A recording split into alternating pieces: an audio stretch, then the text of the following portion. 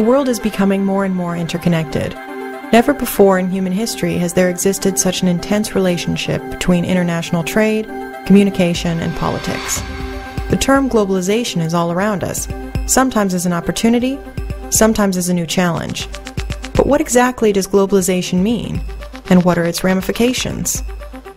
Even though the term globalization is frequently used, it is not easy to define. One thing is clear. In today's world, economic, environmental, social, and political issues and problems are no longer limited to the national level because the world has become so interdependent. Reasonable governance can only be realized within broader groups of stakeholders. For example, state confederations such as the European Union, regional economic organizations like the OECD, or the whole world. Today, modern communication technology and mass media like radio, TV, phones, or internet are global standard. This means that information can be distributed worldwide in real time at affordable prices. For instance, the average price of a telephone call from New York to London has decreased by 99% since 1930. International TV broadcasters deliver information, opinions, and cultural products to the most remote areas. The cost for transportation of products and persons dropped by 65% since 1930, due to low fuel prices and the development of new means of transportation, in particular container shipping.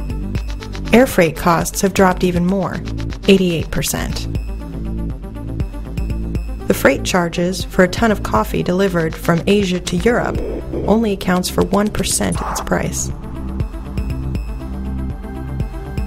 Such developments are the result of technological advancements, but there are some aspects which were introduced purposefully as well. Since the 1980s, the richer, more industrialized countries worked toward removing trade barriers, such as tariffs, import quotas, and bans worldwide. Thus, new technologies, decreasing transportation costs, and the liberalization of international trade has made it possible and profitable for major companies to produce and sell worldwide. Let's take a glance at the three main areas of globalization. The economic sphere is of particular importance. It is a major catalyst for globalization and is, at the same time, the most affected area. International exports have increased 30-fold in the last 60 years. The foreign direct investment of companies and governments has increased substantially. It's risen from $13 billion per year in 1970 to more than $1.8 trillion today. Many companies are searching for new markets and opportunities for cheap production in countries with low wages and soft environmental regulations. The number of such multinational corporations rose from 7,000 to 65,000 since the 1990s. Similar to the world economy, international politics is also more interdependent today. Most important policy issues, like climate change, the financial crisis, or terrorism, do not care about borders. Such problems cannot be solved by a single state alone. Politics tries to react by attempting to make decisions in broader groups of countries, like the EU, the G20, or even the United Nations.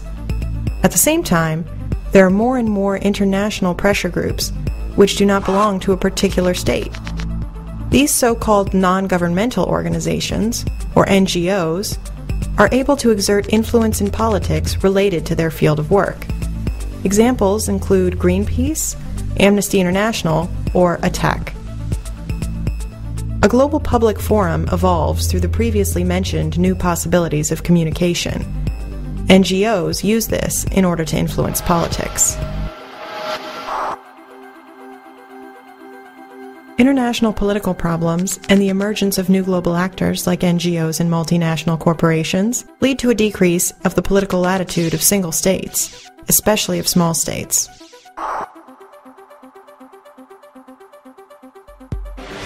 The influence of globalization can be observed in our culture as well.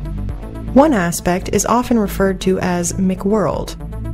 The term describes how Western culture, especially popular culture, becomes dominant and destroys cultural diversity. The global distribution of Western music, news, products, and even the English language promotes this effect.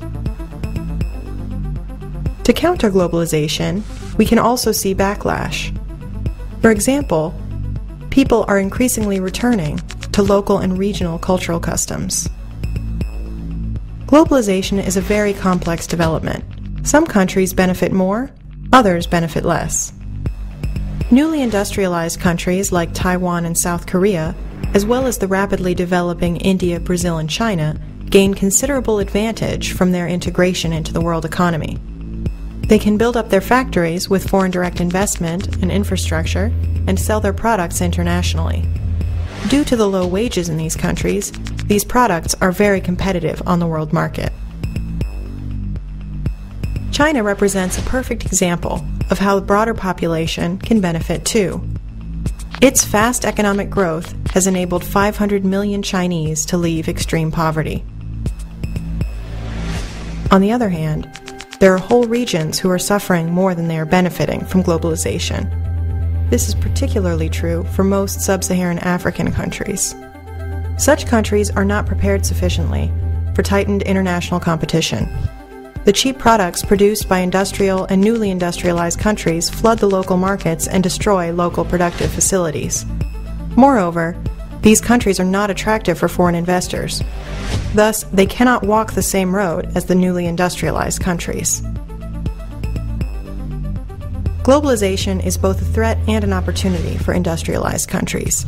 On the one hand, they can acquire new markets for their industrial goods. On the other hand, they are facing the competition of newly industrialized countries that can produce at lower costs. Specifically, the production of simple goods is no longer profitable, and very few products, like textiles, toys, or white goods, are still produced in industrialized countries.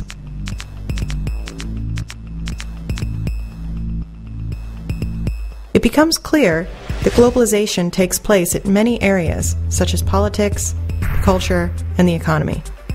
Declining costs of transport and communication and the global liberalization of markets have fueled this trend.